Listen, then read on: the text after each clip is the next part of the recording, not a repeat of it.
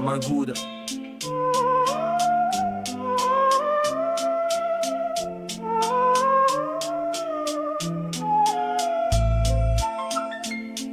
Il y a comme un goût de cendre dans ma terre, des espoirs calcinés et des rêves incinérés.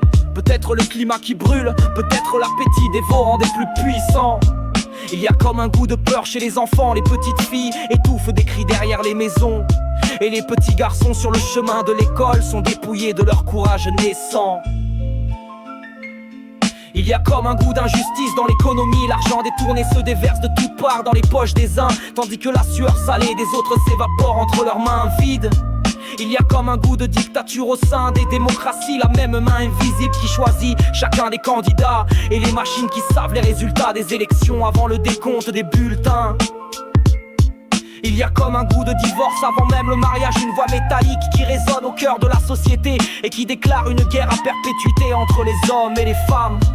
Il y a comme un goût d'ignorance dans l'opinion publique, quelque chose de desséché dans les informations mainstream et quelque chose de prématuré dans les conclusions du tout venant. Il y a comme un goût de funérailles dans les chants religieux, les hurlements de la foi qui sont des mises à mort de la raison. Et pour que la raison survive, elle doit se cacher dans les livres et dans le murmure de ceux qui essaient encore de réfléchir quand tout chante et prie.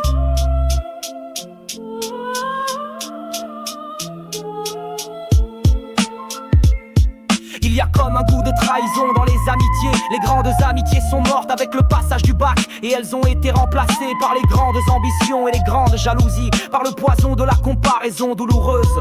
Il y a comme un goût d'envie de meurtre chez les dirigeants politiques, chaque fois qu'ils entendent qu'une intelligence éveillée entreprend de s'exprimer sur les choses de la nation et les choses du peuple, parce que eux, ils ont prospéré sur le sommeil et l'ignorance des masses.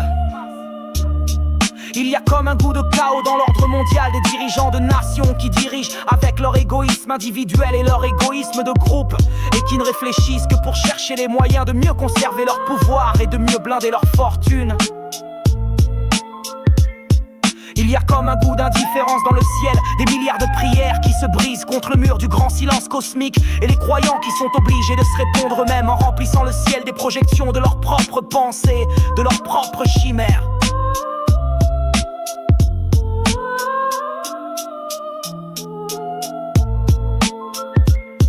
Il y a comme un goût de désespoir dans mon humanité, la persistance des religions et la persistance des suicides, et toujours aucun sauveur qui descend du ciel, aucune armée d'anges qui descend du ciel, aucune cohorte de vaisseaux de lumière qui descend du ciel, rien qu'un peu de pluie.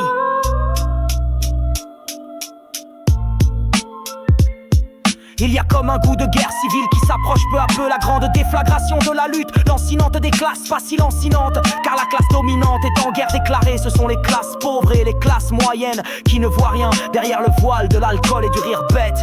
Il y a comme un goût de larmes chez les jeunes diplômés, derrière le courage nécessaire pour se frayer une place dans le monde du travail, les larmes des sacrifices continus et des luttes sans fin.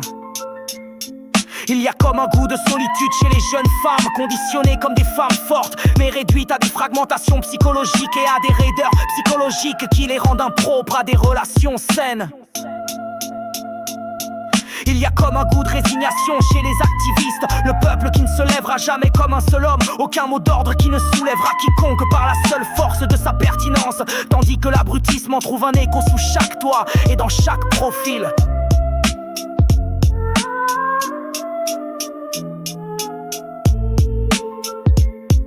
Il y a comme un goût de révolte dans le rap, la seule musique qui regarde en face les problèmes les plus importants et qui refuse d'annoncer les mêmes âneries que les autres musiques destinées à faire tourner les reins et à faire sautiller les seins. Alors on trouve toujours le temps de chanter et de danser, la vie sur terre est rire et larmes, feu vivant et peur glacée, grands sauts et grandes chutes, la volonté de se relever et de continuer d'avancer. La grande promesse vient de la vérité elle-même. L'esprit qui ressort de tout cela grandit et est toujours pur.